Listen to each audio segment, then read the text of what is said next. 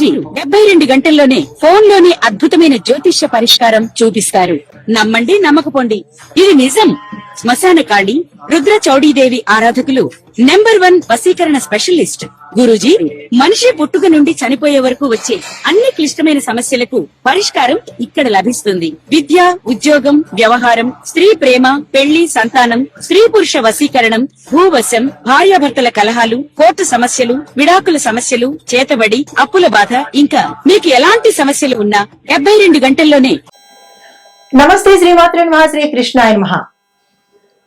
ప్రేక్షకులకు స్వాగతం. మళ్ళా మనము గ్రహాలు, అవి ఇచ్చే యోగాలు, వాటి ఫలితాల గురించి చక్కగా వివరంగా తెలుసుకుందాము. అయితే ఇప్పుడు మనకి 2026లో 6 గ్రహాలు విశేషమైన ఫలితాలు మనకి ఇవ్వబోతున్నాయి. ఎలాంటి ఫలితాలు అంటే గనక అంటే మనకి ఇది 100 రోజుల పాటు ఉంటుంది. ఈ జూన్ లో 2వ తారీఖున మొదలయ్యి సెప్టెంబర్ 15వ తారీఖు వరకు విశేషమైనటువంటి యోగాలు, తర్వాత అదృష్టాలు, దాంతో పాటు ధనయోగము, పట్టిందల్లా బంగారం కావడము, ఒకటేమిటి చాలా అదృష్టాలను ఇవ్వబోతోంది.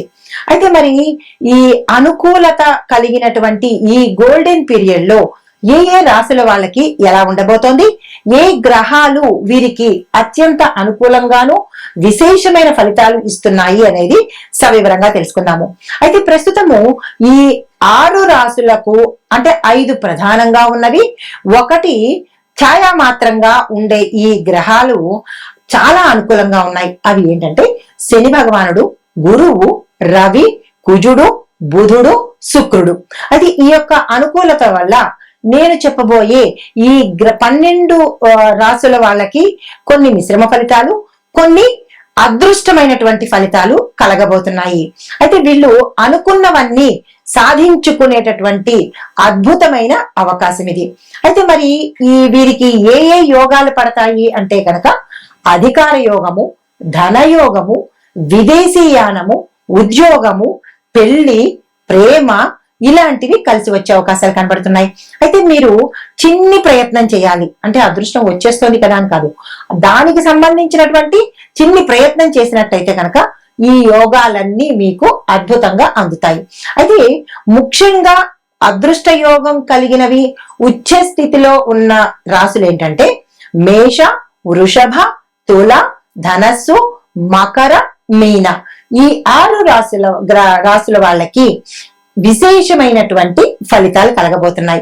అయితే మరి మిగతా 6 రాశుల వాళ్ళకి ఎలా ఉండబోతోంది అంటే కనుక మిశ్రమ ఫలితాలు కలగబోతున్నాయి.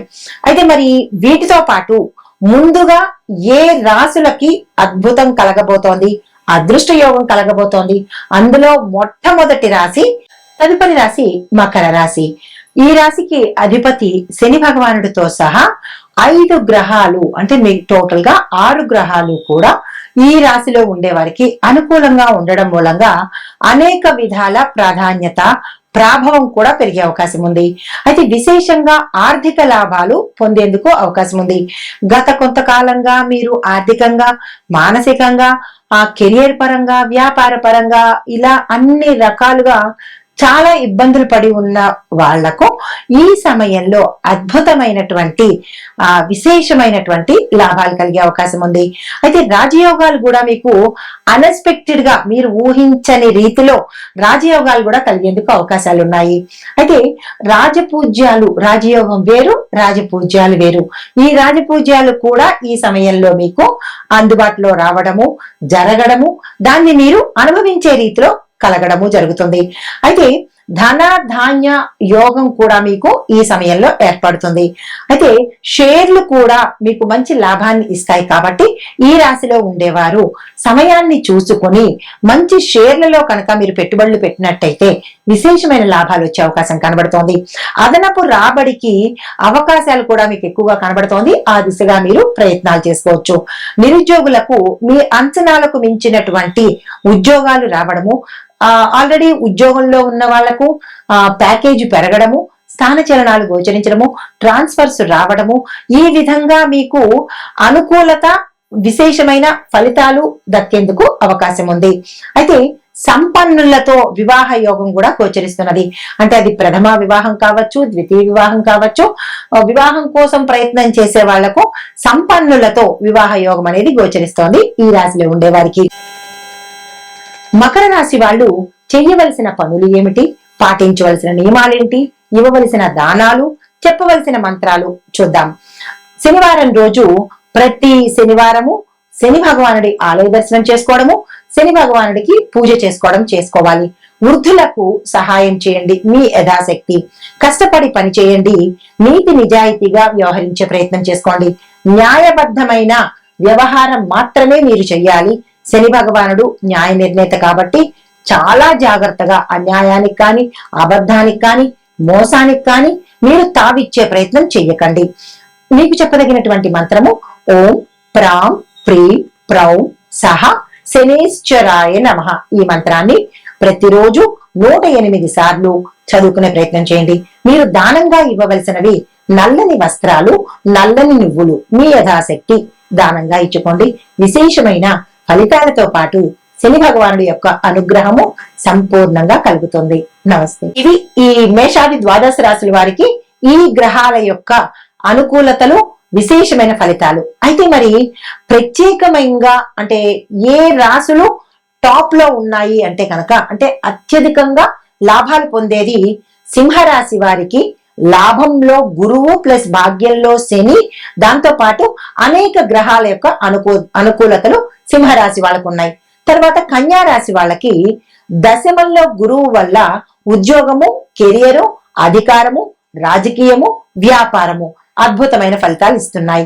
మరి వృశ్చిక రాశి వాళ్ళకి భాగ్యంలో గురువు ఉండడం మూలంగా దైవ బలము, రాజయోగ ఫలితాలు సమగ్రంగా వచ్చేటట్టుగా, అంటే అన్ని అనుకూలతలు మీకు సంపూర్ణంగా అందేటట్టుగా గోచరిస్తున్నాయి. ఈ 3 రాశుల వారికి ప్రత్యేకమైన ఫలితాలు.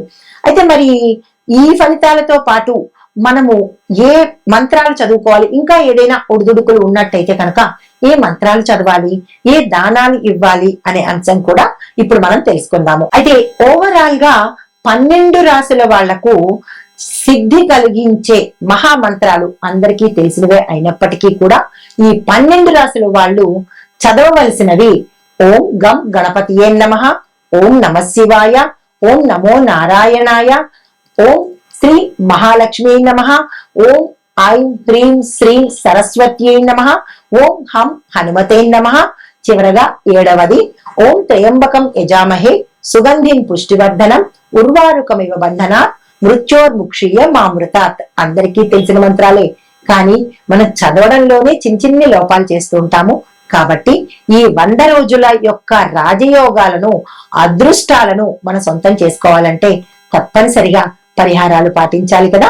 ఇది అత్యంత అనువైన సమయము. ఈ సమయాన్ని ఎవ్వరూ వృధా చేసుకోవద్దు.